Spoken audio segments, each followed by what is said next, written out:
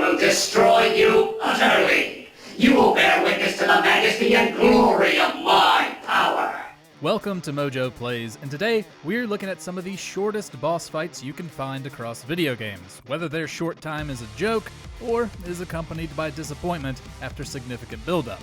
To be clear, we're focusing on bosses that were designed to be short, not those that are made short only by some cheese method or a broken build.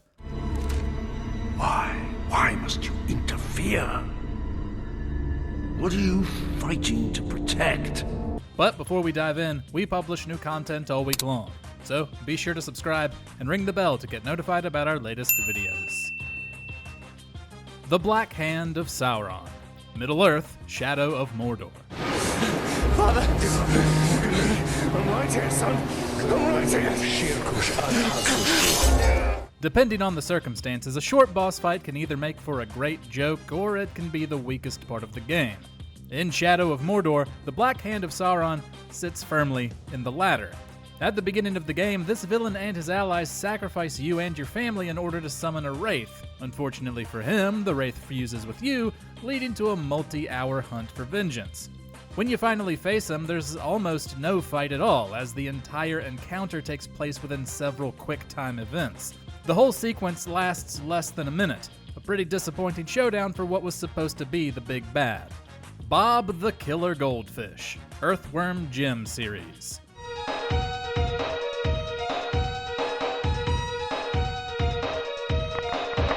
And now for a fun one. As you might expect of a character named Earthworm Jim, this side-scrolling hero has faced some pretty wacky villains in his day. One of them is Bob the Killer Goldfish.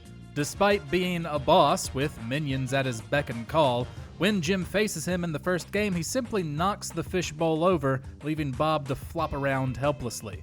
In the sequel, you think Bob might be out for vengeance. He even comes with a Mortal Kombat-style fight intro card, before Jim easily pulls Bob from his bowl and eats him. There you have it, two very funny, very short boss fights for the price of one. Well done. Jinroku, Ghost of Tsushima. I challenge you to a duel! You want to fight me? Yes, it's the only way. There are many threats to look out for in Ghost of Tsushima, so upon hearing of another samurai who claims to have been a survivor of the Mongols' initial attack on Tsushima Island, that naturally piques Jin Sakai's curiosity. The samurai turns out to be lying, merely enjoying the benefits of status. After chasing him down, Jinroku challenges Jin to a duel, and just like every other duel in the game, the fight is preceded by a slow, cinematic sequence. And even though he gets a boss-style health bar, Jinroku surrenders as soon as you get close to him. All he can do is beg for his life, which Jin angrily obliges him. Tell me who you really are. I'm nobody. I was just trying to survive. You're impersonating a samurai and bringing dishonor to the name. Colonel Augustus Autumn, Fallout 3. Good work, soldier. Make sure the Gek is secured aboard my vertibird. The military of the Enclave is one of several intimidating forces in Fallout 3, led by the ruthless Colonel Augustus Autumn. His actions directly lead to the death of your father, and so you naturally feel at least a slight drive to take him down. But when the time comes for a boss fight, the Colonel doesn't pose too much of a threat. If your intelligence is high enough, you can simply convince him to surrender. If not, the actual fight will still be over in a few seconds. Autumn doesn't have any power armor or some mutation to make him more durable. He's just a man, and one that goes down quickly from whatever overpowered weaponry you've managed to collect along your journey. Rick the Door Technician, Star Wars Jedi Survivor. The Jedi! Get ready to die! As you explore different planets in Star Wars Jedi Survivor, it isn't surprising to find a hidden area accompanied by a boss, some mighty alien monster, or a well-armed bounty hunter. So when you find an Imperial outpost hidden in a particularly foggy section of Koboh holding several tough combat encounters, a boss is to be expected. And sure enough, here comes Rick the Door Technician charging down the hallway with a battle cry, only to be put down in one, maybe two swings of the lightsaber. Rick may get a large health bar, but he's still only a scout trooper, and goes down just as easily. But he's a great joke in the middle of everything else the outpost offers. I don't know if this garrison could hold against a raider attack. Mettaton Neo, Undertale. Going down the genocide route in Undertale means two things. One, that you have to kill everything in every area to the point where monsters stop spawning, and two, that the boss fights will be much more difficult. Well, except for one. Mettaton, the maniacal yet charmingly homicidal robot, will go through an impressive transformation into his Neo form. The large cannon, new set of armor, and wings might make you think you're up for a challenge, yet it's all for show, because Mettaton Neo doesn't have a single attack. Not only that, the armor does nothing to block your first hit, which instantly puts the boss down. Under other circumstances, this might be disappointing, but it's good for a laugh before returning to the harder bosses of this route. Professor Nakayama, Borderlands 2, Sir Hammerlock's Big Game Hunt. Okay, I'm totally terrified right now, but I think I've still got a chance to stop you, Vault Hunter. After defeating Handsome Jack in the base game of Borderlands 2, you have to deal with the consequences of your actions in the form of Professor Nakayama, the villain in this DLC. The plot follows Nakayama as he tries to create a clone of Jack, whom he admired and supported.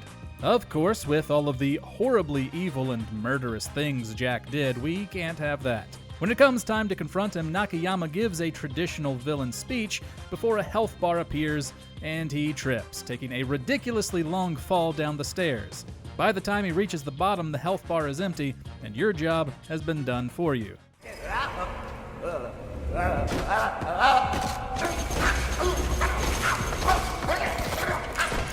Simply, Vault Hunter. Now, go collect the fruits of your labors from the terminus. Lucian Fairfax, Fable 2. Your power is astounding. Twice you've cheated death. We hesitate to even call this a boss fight, as it's over before you even realize it began. At the beginning of Fable 2, Lord Lucian Fairfax murders your sister and tries to murder you, setting him up to be the villain and his death the end goal. As you grow more powerful, you prepare for a climactic showdown, which sadly doesn't come. During the final confrontation, as Lucian gives his big speech, you're given a prompt to shoot him, and it only takes a single shot to end it. If you don't, Reaver, one of your allies, will do it instead. Well, it isn't often the final boss gets taken out by a sidekick. The new kingdom will have no place for fate or chaos or hip. Electrocutioner, Batman Arkham Origins. You just saved me a lot of trouble coming here, Batman.